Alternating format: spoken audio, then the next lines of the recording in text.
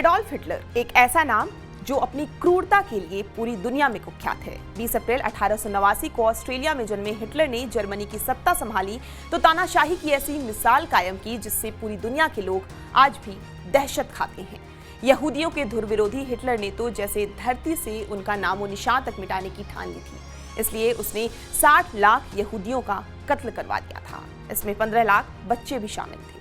यहूदियों के इस नरसंहार को हॉलोकास्ट के रूप में जाना जाता था। हद तो ये थी कि हिटलर ने यहूदियों के खात्मे के लिए पोलैंड में खास कैंपस शुरू करा दिया था। हिटलर की बर्थ एनिवर्सरी पर चलिए आपको बताते हैं कि हिटलर के कुख्यात कैंप की पूरी कहानी क्या है। बहुत कम लोग ये जानते हैं कि हिटलर एक सैनिक के रूप में पहले विश्व युद्ध में जर्मनी की ओर से शामिल हुआ था। जर्मनी की हार के बाद उसने सेना छोड़ दी और जर्मन वर्कर पार्टी का मेंबर बन गया, जो बाद में नाजी पार्टी के रूप में अस्तित्व में आई। साल 1933 में हिटलर ने जर्मनी की सत्ता पर कब्जा कर लिया और नस्लवाद को बढ़ावा देने लगा। यहूदियों से भीषण नफरत के चलते हिटलर ने दूसरे विश्व युद्ध के दौरान पोलैंड पर कब्जे के बाद ऑश्विट्ज में कंसंट्रेशन कैंप शुरू कराए। वहां कम से कम 40 कैंप बनाए गए। तब उसके निशाने पर यूरोपीय देशों के यहूदी थे। बताया जाता है कि कई यहूदियों को कैंप में पहुंचते ही गैस चैम्बर में डाल दिया जाता था। काम लायक लोगों को नजरबंद कर दिया जाता था।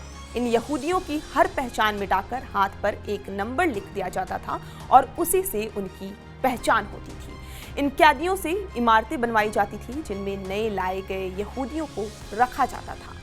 कैंप में जीवित रखे गए यहूदियों को इतनी यातनाएं दी जाती थी कि जीते जी मर जाते थे। उनके सिर के सभी बाल और शरीर के कपड़े उतार लिए जाते थे।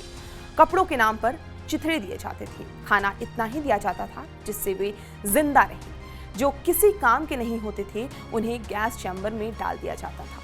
कम से कम 11 लाख लोगों को हिटलर ने गैस चैम्बर में डालकर मरवाया था।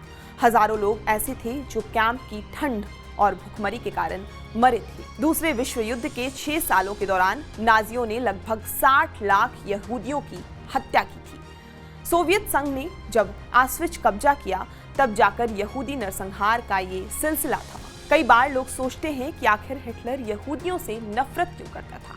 दरअसल जर्मनी के लोग इतने नस्लवादी थे कि उनका मानना था कि वही दुनिया में सबसे ऊपर है।